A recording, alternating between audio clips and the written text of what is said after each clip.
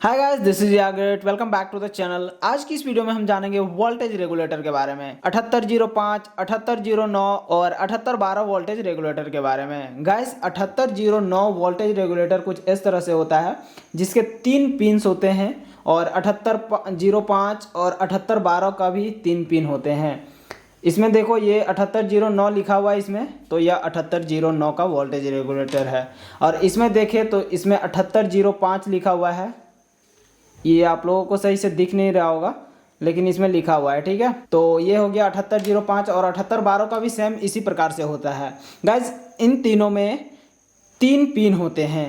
3 pin में से एक होता है इनपुट, बीच वाला होता है ग्राउंड और तीसरा वाला आउटपुट होता है। उसी तरह से सेम 7805 का भी होता है और 7812 का भी होता है।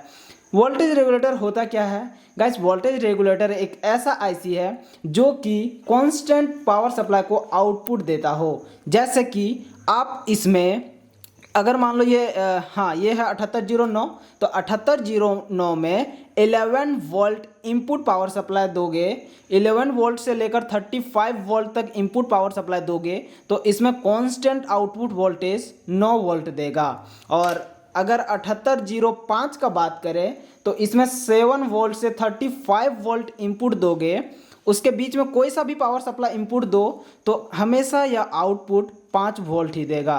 इसी तरह से अगर मान लो यह 7812 का है तो इसमें 14 वोल्ट से 35 वोल्ट के बीच में कोई सा भी पावर सप्लाई दोगे या फिर 35 वोल्ट भी आप दे सकते हो तो हमेशा आउटपुट 12 वोल्ट ही देगा। तो यही कहलाता है वोल्टेज रेगुलेटर। हमेशा कांस्टेंट में आउटपुट पावर सप्लाई देगा। जिसका वोल्टेज रेगुलेटर होगा उसी का पावर सप्लाई आउटपुट में देगा। तो इन दोनों के पावर सप्लाई को मैं वायर्स को कनेक्ट करके, सारे वायरिंग्स को भी कनेक्ट करके दिखा दूंगा आप लोगों को कि कैसे इसमें वायरिंग्स करते हैं और इनपुट कहाँ पे वायर को कनेक्ट करना है और आउटपुट कहाँ पे कनेक्ट करना है वो भी मैं बताता हूँ। तो चलिए अब वायर्स को इसमें कनेक्ट करके देख लेते हैं। तो गाइस सबसे पहले 7809 के वोल्टेज रेगुलेटर को हम लोग चेक करके देख लेंगे। इसमें देखो 3 पिन हैं। 3 पिन में से पहला वाला पिन होगा इनपुट का, बीच वाला ग्राउंड और तीसरा वाला आउटपुट का होगा। तो मैं यहाँ पर पावर सप्लाई लिया हूँ 12 वोल्ट का, या 12 वोल्ट का डीसी आता है। और हमेशा गाइस वोल्टेज रेगुलेटर्स में डीसी इनपुट पावर सप्लाई देना होता है।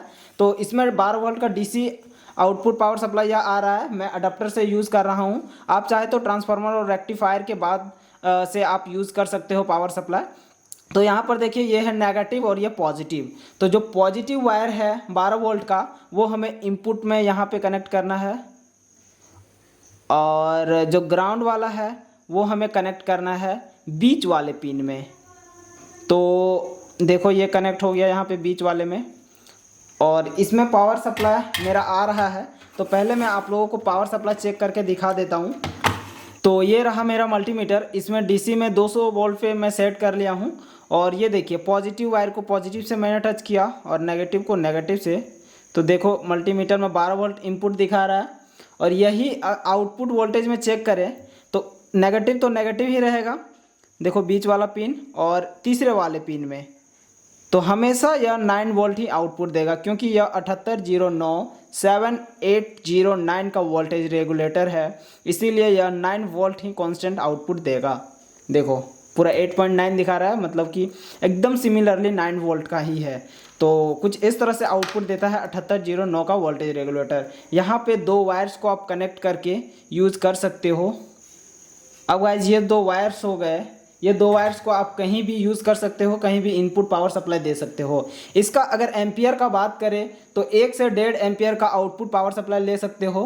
अगर आप उससे ज़्यादा 1.5 एम्पियर से ज़्यादा लोगे तो ये वोल्टेज रेगुलेटर ज़्यादा हीट होने लगेगा और ख़राब भी हो सकता है। तो कोशिश करना कि 1 एम्पियर से कम का ही डिवाइस को, अप्लायंस को आप यूज़ करना यहाँ पे। तो अब चलिए देख लेते हैं 7805 के वोल्टेज रेगुलेटर में पावर सप्लाई के इनपुट को कनेक्ट करके कि उसके वायरिंग्स कैसे करना है। तो गाइज ये रहा 7805 का वोल्टेज रेगुलेटर और इसमें भी सेम उसी तरह से वायरिंग्स करना है जैसे कि 7809 में अभी हम लोगों ने किया।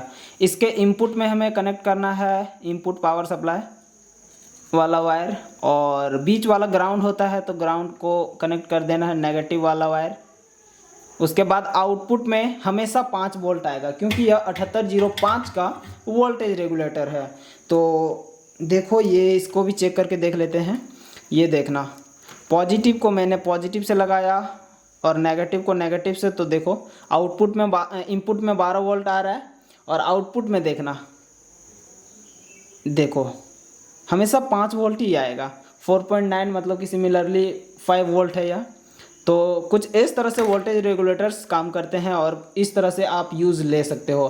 गाइज 7805 का वोल्टेज रेगुलेटर बहुत ही ज़्यादा यूज़ किया जाता है ब्लूटूथ मॉड्यूल में, क्योंकि ब्लूटूथ मॉड्यूल आपको ख़राब नहीं होने देगा, क्योंकि 5 वोल्ट से ज़्यादा होने ही नहीं देगा वोल्टेज रेगुलेटर, इसीलिए इसको ज़्यादातर यूज़ किया जाता है। अगर आपको कहीं भी 24 वोल्ट से या फिर 35 वोल्ट से आपको कन्वर्ट करना है 12 वोल्ट में, तो इसी प्रकार से आप 7812 के वोल्टेज रेगुलेटर को भी यूज़ करके आप कॉन्स्टेंट एक पावर सप्लाई में यूज़ ले सकते हो। और अगर 7805 के वोल्टेज रेगुलेटर के एम्पियर का बात किया जाए तो इसका भी सेम रेटिंग है। 1 एम्पियर से 1.5 एम्पियर तक मैक्सिमम आप ले सकते हो। इससे ज़्यादा लोगे तो आपका वोल्टेज रेगुलेटर ख़राब हो सकता है, ज़्यादा हीट होने लगेगा। तो कोशिश करना इससे भी इस 7805 के वोल्टेज रेगुलेटर से भी 1 एम्पियर से कम का ही अप्लायंस को यूज़ करना लोड के रूप में। तो 7812 में भी सेम इसी तरह से प्रोसेस है। तो कुछ इस तरह से कंप्लीट होता है इसका वायरिंग्स। और इन दोनों वोल्टेज रेगुलेटर्स के बारे में गाइस इन तीनों बोल सकते हो, क्योंकि 7812 को भी मैंने इंक्लूड किया है। तो गाइज आई होप ये वीडियो आप लोगों के लिए बहुत ही इन्फॉर्मेटिव होगी। तो आई होप ये वीडियो आप लोगों को पसंद आई होगी। पसंद आई तो इस वीडियो को लाइक कर देना, और अगर आपने इस चैनल को सब्सक्राइब नहीं किया तो चैनल को सब्सक्राइब करके बेल आइकन को भी जरूर प्रेस कर लेना।